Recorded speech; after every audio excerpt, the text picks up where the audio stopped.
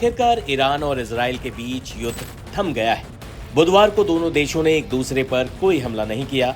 Donald Trump ने दोनों मुल्कों के बीच सीज फायर कराने के लिए एक 3 पॉइंट फॉर्मूला दिया था। हालांकि इस फॉर्मूले का पालन पहले दिन तो नहीं हो पाया, लेकिन अब लगता है दोनों मुल्क इसी फॉर्मूले के तहत सीज फायर पर राजी हो गए हैं। डोनाल्ड ट्रंप के जिस 3 पॉइंट फॉर्मूले के तहत सीज फायर हुआ, जैसा कि ट्रंप खुद दावा कर रहे हैं, तो ऐसे में ये फॉर्मूला क्या है, ये भी हम आपको बता देते हैं। सीज फायर पर डोनाल्ड ट्रंप का पहला पॉइंट है कि पहले ईरान युद्ध विराम करेगा।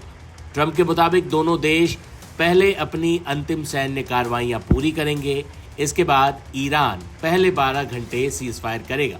ट्रंप का दूसरा पॉइंट है कि जब ईरान के 12 घंटे सीज फायर के पूरे हो जाएंगे, तब बारी इजराइल की होगी। यानी ईरान के 12 घंटे बाद इजराइल अगले 12 घंटों के लिए सीज फायर करेगा। इसके बाद आता है तीसरा पॉइंट। ईरान के 12 घंटे और इजराइल के 12 घंटे के सीज फायर के बाद, यानी पूरे 24 घंटे बाद जंग खत्म हो जाएगी। डोनाल्ड ट्रंप के मुताबिक 24 घंटे बाद युद्ध को आधिकारिक रूप से समाप्त घोषित किया जाएगा। इसके बाद ट्रंप ने ट्रुथ सोशल पर लिखा, अब जब सभी पक्ष अपने अभियान पूरे कर लेंगे, तब युद्ध विराम शुरू होगा और 12 घंटे बाद दोनों शांत रहेंगे। 24 घंटे बाद यह युद्ध समाप्त माना जाएगा। हालांकि इस घोषणा के 2.5 घंटे बाद ही ईरान और इजराइल ने दोबारा एक दूसरे पर हमला कर दिया था, जिसके बाद झल्लाए ट्रंप से जब पत्रकारों ने इस पर सवाल पूछा, तो वो अपने गुस्से पर काबू नहीं रख पाए और जो बोले वो वायरल हो गया। That have been fighting so long and so hard that they don't know what the they're doing. Do you understand that? जब ट्रंप की ये गाली और उनका फ्रस्ट्रेशन वायरल हो गया, तो ट्रंप ने खेद जताते हुए कहा कि मुझसे कुछ सख्त बातें निकल गईं। इसके बाद ट्रंप नाटो देशों के सम्मेलन में पहुंचे और इजराइल और ईरान युद्ध पर अपनी बात रखी। सुनिए ट्रंप ने क्या कहा।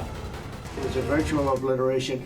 When you take a look at the ground above, don't forget the flame is all underground. But everything above, if you look at the before and the after picture, everything above is burned black. The trees, everything. There's one building, but that's a building that sunk substantially into the granite, so that the fire goes right over it. It was, I believe, it was total obliteration. They're not. Can you imagine after all of that, they're going to say, "Oh, let's go and do a bomb." There could be a day in the future, and then somebody else taking our place will be saying, "Don't do it," and maybe they won't do it as well. I don't know, but they're not going to have a bomb, and they're not going to enrich. Israel came back yesterday. I was so proud of them because they came back. They went out because they felt there was a violation, and technically they were right, but it just wouldn't have worked out very well. And they brought the planes back. They had gone on to another journey because there was a little bit of a violation, and I said, "You got to get them back." कुल मिलाकर लगभग 2 हफ्ते बाद Israel और Iran के लिए बुधवार का दिन ऐसा रहा जब दोनों देशों ने एक दूसरे पर हमला नहीं किया। उम्मीद की जानी चाहिए कि ये शांति लंबे वक्त तक कायम रहे।